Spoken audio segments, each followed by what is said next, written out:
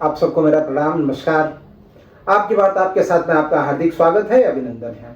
मैं हूं अनिल मिश्रा आज हम चर्चा करने जा रहे हैं एक बहुत ही महत्वपूर्ण राजनीतिक विषय पे। वो राजनीतिक विषय क्या है? वो है उत्तर प्रदेश में आगामी 2027 में आने वाले चुनाव के बारे में चर्चा। आप जैसे जानते हैं, उत्तर प्रदेश जो है एक सबसे, मैं कहता हूं भारत का सबसे बड़ा राज्य उत्तर प्रदेश।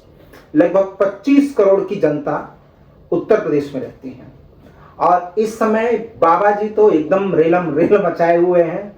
मतलब एक समझ लीजिए कि मुझे लगता है कि उत्तर प्रदेश जैसा प्रशासन भारत में किसी राज्य में नहीं। ये सच्चाई है और जनता ने ये वहां जो मतलब अन्य राज्यों की जनता ने यह बताया है कि भैया अगर प्रशासन हो तो उत्तर प्रदेश का। लेकिन वो प्रशासनिक स्तर जो है बड़े लेवल वाला जो है, बड़े उच्च स्तर में, नीचे का स्तर जो है वो तो वो जस का तस है। दोस्तों 2026-27 में उत्तर प्रदेश विधानसभा का चुनाव होने वाला है। उत्तर प्रदेश भारत का सबसे बड़ा राज्य है और यहाँ लगभग 25 करोड़ की आबादी रहती है। इसलिए जब उत्तर प्रदेश में चुनाव आता है तो इसका असर सिर्फ उत्तर प्रदेश में नहीं बल्कि पूरे देश की राजनीति में पड़ता है। इसी वजह से आज हम बात करेंगे उत्तर प्रदेश के पूर्व मुख्यमंत्री अखिलेश यादव जी के बारे में। आज का सवाल यह है कि 2022 के बाद से 2023, 2024 और 2025, अब 2026 तक अखिलेश यादव जी ने कौन कौन से मुद्दे उठाए और क्या ये मुद्दे वास्तव में जनता से जुड़े हुए हैं या नहीं, या सिर्फ राजनीतिक बयानबाजी है जिसका भारतीय जनता से या उत्तर प्रदेश के मूल नागरिकों से कोई लेना देना नहीं है। चलिए शुरुआत करते हैं। पहला मुद्दा, काशीराम दिवस।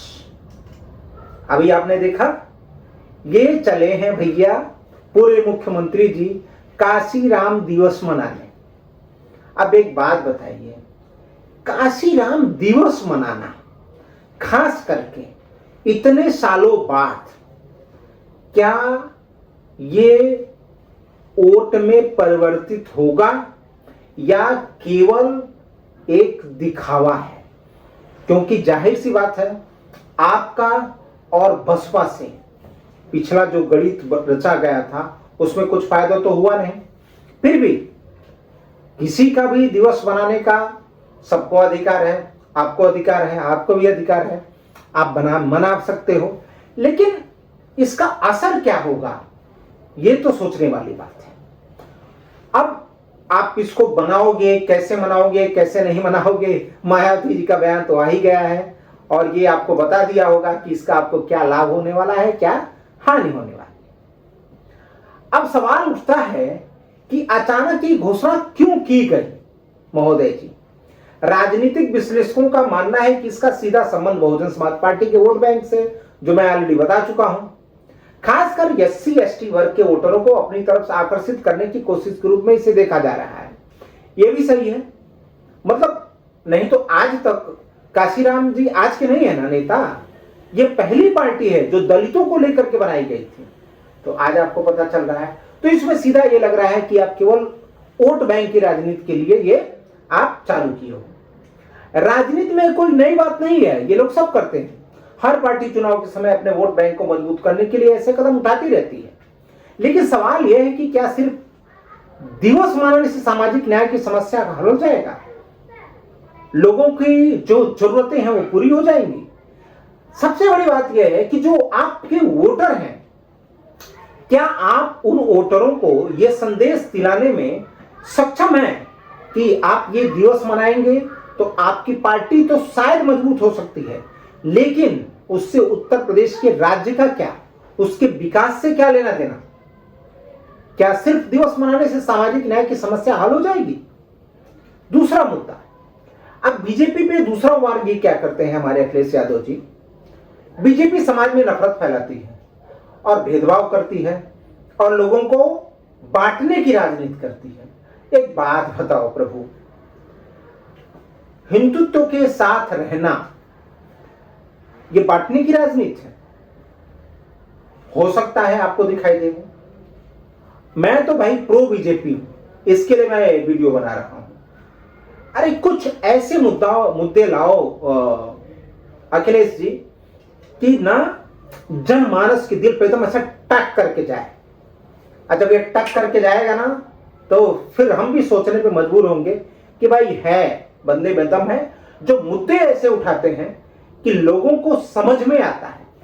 लेकिन बस वही, अरे कौन नहीं जानता है कि बीजेपी बांटने की राजनीति नहीं करती है। अरे बीजेपी के तो ऐसे ऐसे मुख्यमंत्री हैं प्रभु कि वो लोग तो सीधे कहते हैं हमें मियां भाई का वोट नहीं चाहिए।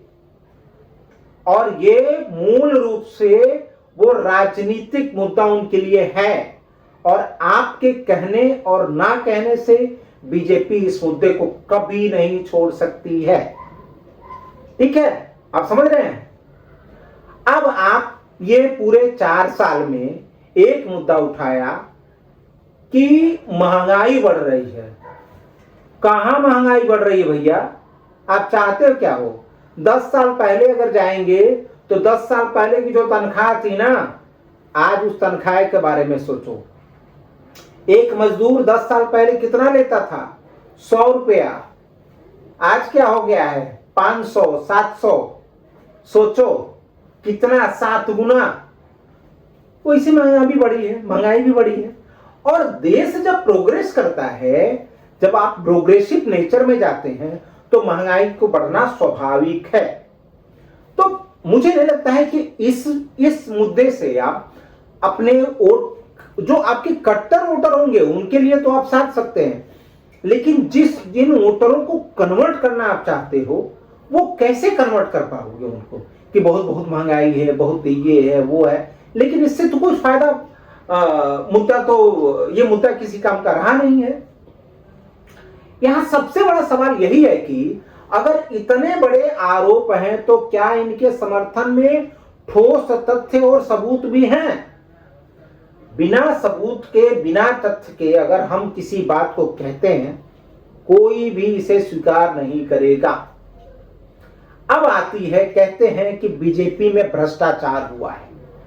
अगर भ्रष्टाचार हुआ है तो दस्तावेज सामने आने चाहिए कि नहीं? 4 साल हो गया प्रभु, 2027 में चुनाव होने वाला है। 4 साल में एक छोटा सा भी आप घोटाला सामने ला देते तो मैं बड़ा खुश होता। जो कांग्रेस की दुर्गति हुई थी ना 2014 में और भाजपा आई थी, वो भाजपा की रणनीति थी। भाजपा ने इतने घोटाले उजागर किए, चाहे वो सही हो नहीं हो, लेकिन उसको जनमानस में लाके पहुंचाया था कि घोटाले हो। चाहे वो 2G हुआ, चाहे कोयला घोटाला हुआ, चाहे कॉमनवेल्थ का घोटाला हुआ, सब लेके आए थे बीजेपी वाले। लेकिन आप क्या ला रहे हो? ऐसा नहीं है कि बीजेपी शासन में उत्तर प्रदेश में कोई घोटाला नहीं हुआ होगा। मैं कहता हूं 100% कहीं ना कहीं घोटाला हुआ ही होगा, लेकिन आप उसको ढूंढने की बजाय बेमतलब की बात करते हो। वो समझ में नहीं आता है। आज भी जनता के जो छोटे छोटे मुद्दे हैं ना, आज भी उनको ना राशन कार्ड के लिए दुनिया भर का नौटंकी करना पड़ता है। समझ में आया? ये आज भी ना इनलीगल इंक्रोचमेंट हुआ है, लेकिन उसके बारे में आप कुछ नहीं कहोगे। ये है आपके मुद्दे जो बेमतलब के हैं। आप बेरोजगारी की बात करते हो। एक बात बताओ, कहां बेरोजगारी आपको दिखाई देती है? क्या रोजगार जो सरकार में है, जो सरकारी नौकरी करते हैं, वही बेरोजगार हैं? वही रोजगार है, बाकी सब बेरोजगार हैं? प्रभु, अगर सब लोग ना सरकारी नौकरी करने लगे ना तो आपका बाथरूम तो हो सकता है सरकार का कोई नुमाइंदा के साफ कर दे, क्योंकि आप सांसद हो, पूर्व मुख्यमंत्री हो, सारी चीजें हैं, आपके पास फैसिलिटी है। लेकिन हर व्यक्ति को सरकारी नौकरी मिल जाए ना तो अराजकता फैल जाएगी। समझो, अराजकता किसे कहते हैं? तो इसके लिए अगर आपको बेरोजगारी हो या चाहे महंगाई हो, आप अगर आंकड़ों के साथ आते हो ना तो बहुत बेहतर होता है। लेकिन अगर आपके पास आंकड़े नहीं है तो बस वही ये मजाक का पात्र आप बन जाते हो उसके अलावा कुछ नहीं होता है। सिर्फ बयान देने से राजनीति तो हो सकती है, लेकिन जनता को पूरी सच्चाई जानने का अधिकार होता है। जो आपके वोटर हैं, आप उनको क्या बता रहे हो? तीसरा मुद्दा आप लाते हो पीडीए की राजनीति। भैया ये पीडीए, सीडीए, एडीए ये होता क्या है? हमारे तो समझ से परे होता है। पिछड़ा, दलित, अल्पसंख्यक, ये क्या है भाई? आज के जमाने में कौन पिछड़ा है, कौन अल्पसंख्यक है और कौन दलित है? ये आप लोगों ने बनाया है कि भाई ये पिछड़ा है, ये दलित है, ये अल्पसंख्यक है। ये मैं इस राजनीति के टोटली खिलाफ हूं। इसमें दो ही वर्ग है या तीन वर्ग है, एक एकदम अमीर, एक मिडिल अमीर और एक नीचे स्तर के गरीब। अगर इसकी राजनीति करते ना तो बड़ा बढ़िया रहता है। पीडीए, एडीए, सीडीए, बीडीए यही ला ला के ना तो आप बैंड बजा रहे हो लोगों की। ये मैं सबके बारे में कह रहा हूं, पिछड़ा, दलित, अल्पसंख्यक। कोई अल्पसंख्यक अगर उत्तर प्रदेश में नहीं है, ना ही भारत में है। गरीब हैं, वह गरीब किसी भी वर्ग के हो सकते हैं, उसके बारे में आप बात नहीं करोगे। अब आते हो भाजपा आरक्षण विरोधी है। भैया कौन सा आरक्षण का विरोध किया उसने, बताओ ना। भाजपा को पता है जिस दिन आरक्षण के बारे में वो थोड़ा भी सोचेगी ना तो उसकी मटिया पलीत हो जाएगी। मैं आरक्षण के टोटली विरोध में हूं, आरक्षण नहीं होना चाहिए, लेकिन मजबूरी है, भाजपा की मजबूरी है। उनको सरकार में आना है, उनको वोट लेना है, इसके लिए वो आरक्षण को तो कभी खत्म कर ही नहीं सकते हैं। तो सही पूछो ना, आपको, आप युवा हैं, आपको आरक्षण का विरोध करना चाहिए। आप लेकिन आरक्षण का विरोध नहीं करेंगे। आपका अच्छा बताओ, भाजपा अगर आरक्षण विरोधी है तो आप कौन से समर्थक नहीं हैं? आप तो समर्थक हो ना। आप आरक्षण तो एकदम होना ही नहीं चाहिए। आरक्षण केवल गरीब और अमीर को होना चाहिए। हर व्यक्ति को आरक्षण मिलना चाहिए जो गरीब हो, किसी अमीर को आरक्षण नहीं मिलना चाहिए। लेकिन नहीं, ये जो पीडीए घुसाओगे ना तो ऐसे ही होगा। अब एक बात बताओ, अगर सामाजिक न्याय पूरी तरह खत्म हो गया होता तो क्या जनता बार बार सरकार चुनती? भाजपा की सरकार दोबारा आती? 2017 में आई, फिर 2022 में आई, ऐसे आ गई, बिना वोट मिले। आज के समय में जनता बहुत जागरूक है। और सही बताऊं, आपसे, योगी जी से या मोदी जी से, इनसे भी ज्यादा जागरूक जनता हो गई है। और वो हर पार्टी को परखती है, उसके बाद वोट देती है। और ये जो जनता के दिल में जगह बनाने के लिए ना बहुत कुछ करना पड़ता है। लेकिन इन 4 सालों का जो आपकी राजनीति देख रहा हूं मैं, वो तो बेकार की चीजें हैं। अब आता हूं मैं, वोटर लिस्ट का मुद्दा आप उठाते हो। हे भगवान, मतलब मैं जब इस वोटर लिस्ट के बारे में आपके मुद्दे को सुना ना तो मेरा तो समझ में नहीं आया कि मैं आपको क्या बोलूं। आप कह रहे हो कि 80 से 90% भाजपा के वोटर जो हैं उनका नाम कट गया। भैया तब तो आपको खुश होना चाहिए, आप तो रैली करना चाहिए, आपको तो मिठाइयां बंटवाना चाहिए कि भाई 80 से 90% भाजपा के वोट कट गए और आपकी 2027 में सरकार आ गई। ऐसा कुछ नहीं है। वोटर कटे हैं, इनलीगल वोटर कटे हैं। वोटर जो इनका नाम कटा है वो किसी भी को भी वोट देते हो, चाहे वो भाजपा को वोट देते हो, चाहे समाजवादी पार्टी को वोट देते हो, चाहे बसपा को, चाहे कांग्रेस को। ऐसे वोटर जो इंडियन नहीं है उनका नाम कटना ही चाहिए। लेकिन आप कभी खुश होते हो और कभी अचानक से ये कहते हो कि भाजपा गिन गिन के लिस्ट बना बना के सबका नाम कट कर रही है। तो ये तो आपकी एक बेकार की बात ये हो गई। दूसरी बात, राजनीति में कई बार बयान ऐसे दिए जाते हैं जिनका उद्देश्य सिर्फ माहौल बनाना होता है। लेकिन आप, मुझे लगता है ये सारे बयान जो है माहौल बनाने के लिए देते हो, लेकिन आज की जनता ना बहुत जानकार है, बहुत चालाक है। वो इससे उसको कोई फर्क नहीं पड़ता है। अब आपका अभी लेटेस्ट मुद्दा आ गया, जब अरविंद केजरीवाल को एक्विटल मिल गया, एक्विटल एंड डिस्चार्ज मिल गया। भैया पहली वाले से डिस्चार्ज मिल गया तो ऐसा नहीं है कि दूसरी कोर्ट में नहीं जाएंगे, और दूसरी कोर्ट में उनको कन्विक्शन नहीं हो सकता है। पहली वाली अदालत ने उनको बेल भी तो दिया था, उसके बाद बेल रिजेक्ट भी हुआ ना, स्टे लगा नहीं लगा। तो आपको जो कहते हैं ना मीठ मीठ गप थू थू, वो तीत तीत थू, ऐसा नहीं होता है। ठीक है, वो तो एक कानूनी पहलू है, क्या है क्या नहीं है उसमें मैं नहीं जाना चाहूंगा, लेकिन यह भी मुद्दा आपका कोई मतलब नहीं है कि आप इससे कोई वोटर आप कन्वर्ट कर सकते हो। हिंदू विरोधी छवि से बचने की रणनीति आप अपना रहे हो, अच्छी बात है, लेकिन जनता इतनी चालाक है ना, वो अब जानती है कि कौन कौन से छवि का है, कौन हिंदू विरोधी है, कौन हिंदू के फेवर में बात करता है और कौन नहीं बात करता है, कौन किसके फेवर में है। ये आज की जनता बहुत अच्छे तरीके से जानती है। अब आप कह रहे हो महिलाओं को 40,000 रुपए दोगे अगर आप 2027 में चुनाव जीत के आते हो, कहां से लाओगे? इसमें भी कोई दम तो नजर आता ही नहीं है। 40,000 छोटा मोटा नहीं अमाउंट है, लेकिन क्या बताऊं, मैं तो आपके सारे मुद्दों से असहमति हो गया हूं। कोई ऐसा मुद्दा लाओ ना आप कि एकदम से लगे कि मैं भी लोगों से बोल सकूं, कह सकूं कि नहीं भाई, मानना पड़ेगा अखिलेश यादव ने जो बात कहा है वो वास्तव में सुनने लायक है और उसके ऊपर गौर करने लायक है। अगर कोई भी योजना लागू करनी है तो उसके पीछे मजबूत आर्थिक योजना भी होनी चाहिए, उसके बारे में तो आप बताते नहीं हो।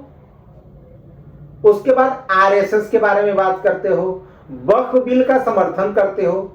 आपको क्या लगता है आरएसएस को आप खत्म कर पाओगे? आप वक्फ बिल न आए इसका समर्थन करते हो। वक्फ एक्ट में क्या था पता है आपको? तो पता ही है। अरे अच्छा हुआ आपके घर को, दरवाजे को, आपकी जो प्रॉपर्टी है ना उसके ऊपर इसे अंगुली नहीं दिखाए, ये वक्फ की प्रॉपर्टी है, खत्म कुछ हो ही नहीं सकता है।